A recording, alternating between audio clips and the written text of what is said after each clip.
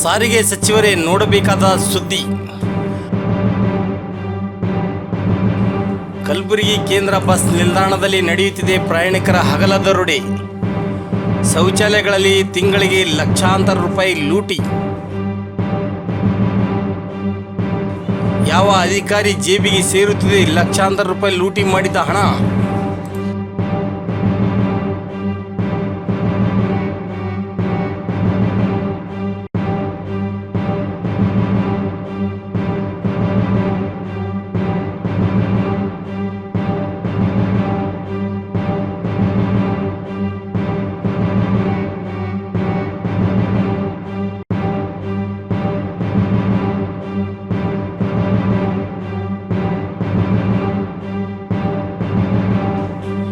ಸರ್ಕಾರದ ಟೆಂಡರ್ಗಿಂತ ಹೆಚ್ಚು ಹಣ ಪಡೆಯುತ್ತಿರುವ ಗುತ್ತಿಗೆದಾರರು. ಆದರೆ 10 ರೂಪಾಯಿ ಪಡೆಯುತ್ತಿರುವ ಗುತ್ತಿಗೆದಾರರು ಇನ್ನು ಯಾವುದೇ ಕಾರಣಕ್ಕೂ ಶೌಚಾಲಯದಲ್ಲಿ ಸ್ನಾನಕ್ಕೆ ಅವಕಾಶನೇ ಇಲ್ಲ. ಆದರೂ 40 ರೂಪಾಯಿ ಅನಧಿಕೃತವಾಗಿ ಹಣ ಪಡೆದು ಸ್ನಾನಕ್ಕೆ ಅವಕಾಶ. ಪ್ರತಿನಿತ್ಯಕ್ಕೆ ಅಧಿಕ ಪ್ರಯಾಣಿಕರು ಓಡಾಟ.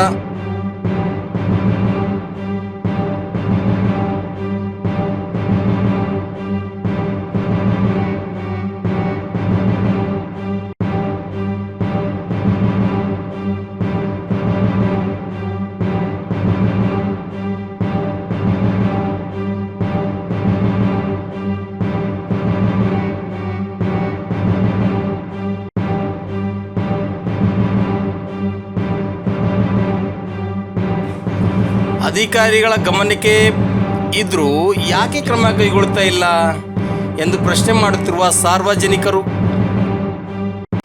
ಶೌಚಾಲಯಕ್ಕೆ ಹೋಗುವ ಒಬ್ಬ ವ್ಯಕ್ತಿಗೆ 4 ರೂಪಾಯಿ ಮಾತ್ರ ಪಡೆಯಬೇಕು. ಅಧಿಕಾರಿಗಳು ಇದರಲ್ಲಿ ಶಾಮೀಲಿದ್ದಾರೆ ಅನ್ನುವ ಅನುಮಾನವೂ ಸ್ಟಾರ್ಟ್ ಆಗಿದೆ. ಇವಾಗ KKRTC ಲಾಸ್ನಲ್ಲಿದೆ ಅಂತ ಹೇಳುತ್ತಿರುವ ಅಧಿಕಾರಿಗಳು. ಆದರೂ ಇಷ್ಟು ದುಡ್ಡು ಕಲೆಕ್ಟ್ ಆದರೂ ಯಾರ ಜೇಬಿಗೆ ಹೋಗುತ್ತದೆ ಎಂದು ಸಾರ್ವಜನಿಕರ ಪ್ರಶ್ನೆಯಾಗಿದೆ.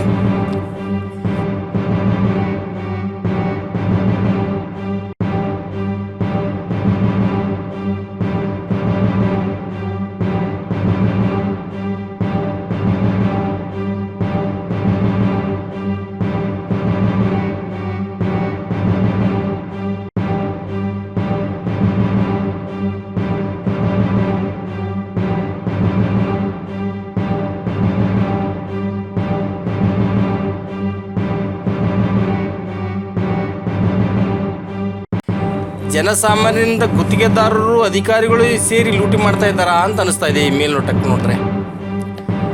KKRTCಯನ್ನು ಅಧಿಕಾರಿಗಳೇ ನಷ್ಟಕ್ಕೆ ತಳ್ಳುತ್ತಿದ್ದಾರೆಂಬ ಡೌಟ್ ಬರ್ತಾ ಇದೆ ಜನರಿಗೆ.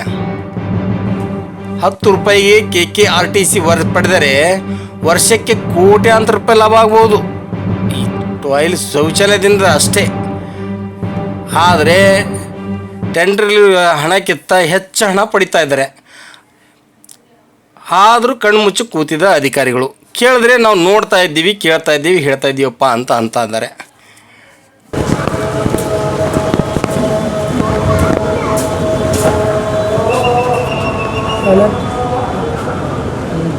ಎಷ್ಟು